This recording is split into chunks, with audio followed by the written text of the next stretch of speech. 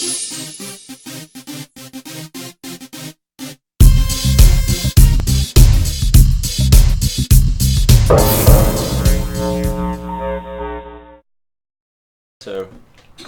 I think Charity's got us going, hasn't you? Oh, we're live. So, okay. we are. We are live. Okay. Joseph, you want to welcome everybody since none of the rest of us know what's going on yet? Hey guys, and welcome to ElementYou. I love it. He just does it. By all means. I don't know what the rest is. That's your part. Oh my goodness. Sheila's showing off Cool. Oh, we got Cool Whip. We do have Pumpkin Crumble with us today. Just made some of it. Soon we'll have And then some she brought coffee. it too. So Steamy Coffee's here with us. And never mind. We got to stop that. Yeah, please. So good morning. We're in what are we in? Mathew 12 today. Yes. We're going to look at verses number 38 through. Oh, I'm hoping we can actually finish it up today. 38 through 50. So it's only like what 12, 13 verses. Surely we can get that far. Yep. Starting with verse, sorry? Verse 38, Matthew 12.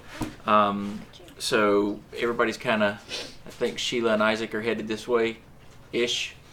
So Sheila is. Isaac looked like she a looked deer like in the she's headlights. making some breakfast. Yeah, Isaac's eyes get real big. What? Huh?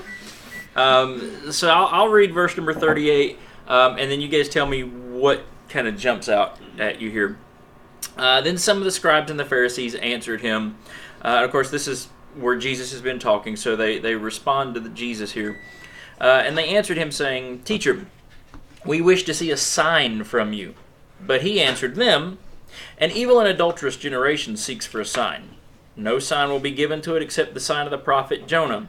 For as Jonah was 3 days and 3 nights in the belly of the great fish, so will the Son of Man be 3 days and 3 nights in the heart of the earth. The men of Nineveh will rise up at judgment with this generation and condemn it, for they repented at the preaching of Jonah. And behold, something greater than Jonah is here. The queen of south will rise up at the judgment of this generation and condemn it, for she came from the ends of the earth to hear the wisdom of Solomon. And behold, something greater than Solomon is here." Let's actually stop there and just kind of hear what they're saying to Jesus and what he's saying, and then we'll pick back up at verse 43 and kind of finish out the chapter maybe there. So what jumps out when I read that passage, guys? The Pharisees asking him for a miraculous sign. Okay. Have they seen what he's been doing? He's been going around healing people, casting out demons, and doing stuff like that. And they come up to him asking for a miraculous sign. Which kind of points out that they're trying to do anything to see if, he'll deny them or do something like that. Because if they've been paying attention at all, they know he's shown them several miraculous signs. But here they are asking him for one, and yet he's been giving them to them. So, yeah, why would they ask for that? Well, this follows up what we were reading last week, where he was performing signs, and they said, well, he's doing this by the power of Beelzebub. It just seems to be a natural next step where they say, well, we've accused you of this, so give us a sign that you're actually from God and not from the devil, even though he pretty much just logicked them to death, beforehand, saying Right. He couldn't do that, but... Yeah, it's weird because, it is such an odd request because, yeah, like you're saying, he's standing there and he's doing signs, and then they're accusing him of doing the signs that he's doing through the devil, more or less, or through unclean powers. Yeah. So then they say, well, show us a sign, even though he's been doing it. What kind of sign are they looking for here? What else could he have possibly done that he hadn't already done? Got your nose.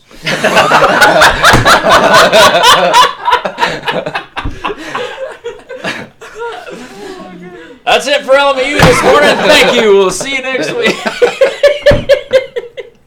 I'll never read this passage the same way again. From now on, all I'm going to read is they said, "Give us a sign." And Jesus goes, "Got your nose." That's it. For the rest of my life, that's what I'm going to read when I see this passage. Man. This became gospel truth. Oh, yeah.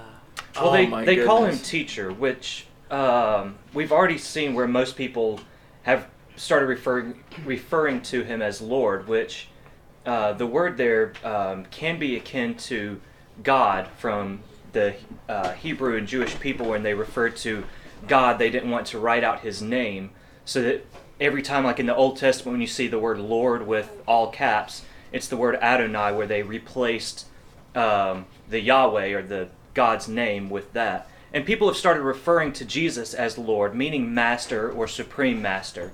But here we see that the scribes and Pharisees haven't gotten to that point. They're still referring to him as teacher, meaning just, one of the common,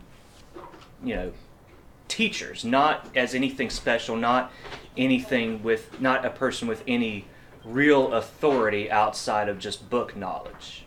And it almost seems like it's a veiled insult. Well, I mean, when we look at that, and I just kind of keep coming back to this idea that they're looking for him to do something that he hasn't already done, and I think, maybe if we look at it along these lines, if he does another sign at this moment, whatever it is, even if he does something, the same thing that he's been doing, he's now doing it at their request, on their command. He's kind of placing himself under their authority. Yeah. When in fact what God was looking for people to do is to recognize his authority and submit to his lordship. So let's kind of maybe take it in that direction a little bit, because if we look at what it means to kind of clean house, so to speak, in our own lives and place ourselves under God's authority, it really kind of flows into verse 43. He says, and this is Jesus saying, look, you're looking for Solomon, you're looking for, someone like Jonah, but somebody greater than both of these guys is here. And he says, when an unclean spirit has gone out of a person, it passes through waterless places seeking rest, but it finds none. Then it says, I'll return to my house from which I came. And when it comes, it finds the house empty, swept, and put in order. Then it goes and brings with it 7 other spirits more evil than itself, and they enter and dwell there. And the last state of that person is worse than the first. So also it will be with this evil generation. This is kind of a funky passage here, talking about unclean spirits going out, coming back with more. What's he talking about here? Any ideas?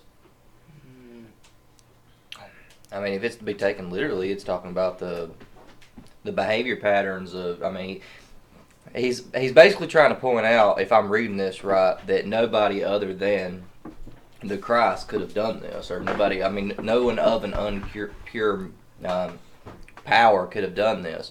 But then he was talking about it really goes down and talking about the behavior of demons. I mean, it's basically saying that if it left, it would bring 7 with it, and I mean, if it's like I said, if it's to be taken literally, I mean, yeah, and I think in this case, it also kind of comes to the idea of who cleans house, so to speak. It says when the unclean spirit has gone out of a person. It's kind of like, okay, and clearly there's some kind of demonic influence that he's talking about here or something like that, but it's like, okay, I've done what I can do here.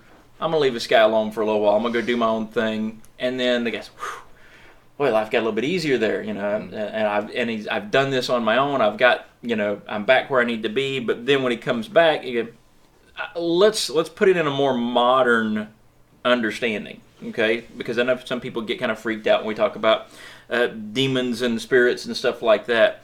So let's think about addictions, right? And talk about it in a modern context like that.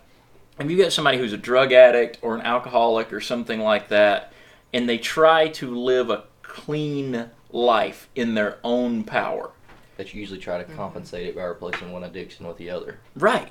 Or even if they do manage for a time to live clean and sober, it only takes one moment of weakness, one time to fall, and in that moment, they very often slide back further into addiction than they were before when they started, right? And trying to live in resistance to those type of things on your own, without some sort of support system, without some sort of help, without God's help, it's near impossible. I mean, even people who don't believe in God will tell you that trying to live against your addictions without a support system is a losing battle, right? Or at least an uphill battle. And I think Jesus is kind of saying that to this group of people. He's like, look, guys, I'm here to support and help and to bring people closer to God. And what you're doing, as far as the law and all of this other stuff, not necessarily a bad thing, but you're trying to do it without the help of God. You're trying to do it through simple ordinances and rules and regulations and all this, and eventually that's going to break down on you. And when it does, it's going to be a lot worse than it was when I put this stuff there for you to begin with, right? Well, what he's talking about here, though, he actually refers to them as an evil generation. Right. And if we look at this in context with, he's already been performing signs, but they're asking him to perform more signs. It's like they're getting wowed, and even the Pharisees, it's almost like the crowd's coming up. They want to see what's he going to do next. They're looking at his miracles, but they're not actually embracing the message that he's got with it. So it's like you're cleaned by what Jesus has done, but then you haven't actually allowed yourself to be filled with his grace and his goodness and his love. You've not been filled with purity. You've just been emptied of the impurity. Right. And if you don't embrace what should naturally follow of, I'm going to follow Christ, I'm going to dedicate myself to him, then you're just emptying yourself out for something else bad to take its place. And he even calls them out with the sign of Jonah. He said, he says, I'm going to do more stuff, and it's going to be even better than what I've already been doing. It's going to be better than anything you've ever seen. You're still not going to accept it because you're not going to accept that this is God's work. And he says that that Nineveh will rise up and will judge you because they repented and believed. You're going to see something even greater than they saw, and you're still going to be stone-hearted about it.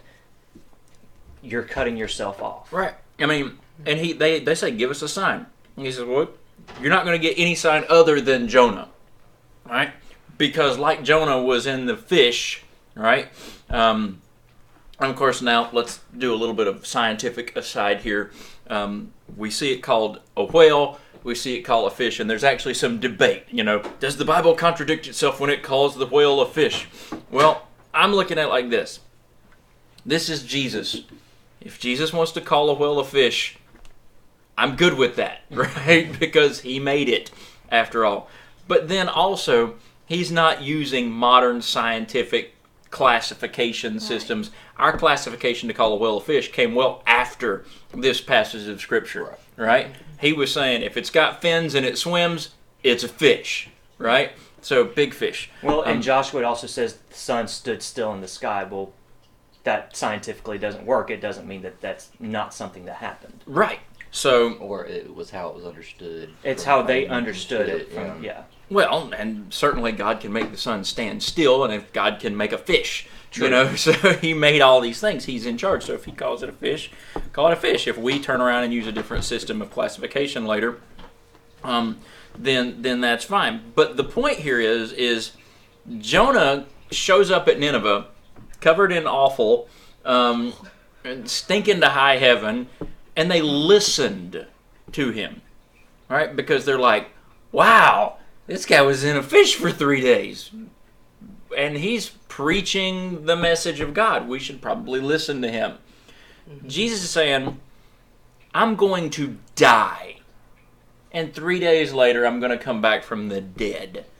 And you're still not going to listen. It's just like, you think being in a fish is impressive, try being dead. And then coming back from that. Because death has no power over Jesus. And so in this instance, in this moment, he's pointing out, you're going to get your sign, right? But the problem is, you're not actually looking for a sign to verify. You're looking for an excuse not to believe. And so, yeah, I mean, and ultimately he's really getting onto these people because of their lack of belief or their refusal to believe. And then in 46, I'm just going to read the rest of this chapter here. It says, while he was still speaking to the people, behold, his mother and his brothers stood outside, asking to speak to him. But he replied to the man who told him, who is my mother? Who are my brothers? And stretching out his hand towards his disciples, he said, here are my mother and my brothers. For whoever does the will of my Father in heaven is my brother and sister and mother.